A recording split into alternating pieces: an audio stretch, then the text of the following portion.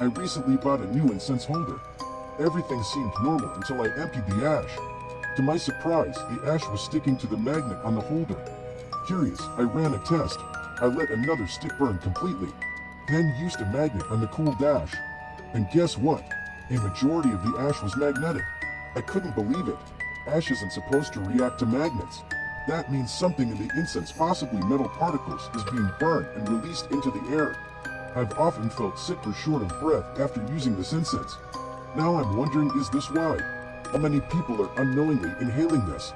If you've had similar experiences, or you can reproduce this at home, please let me know in the comments.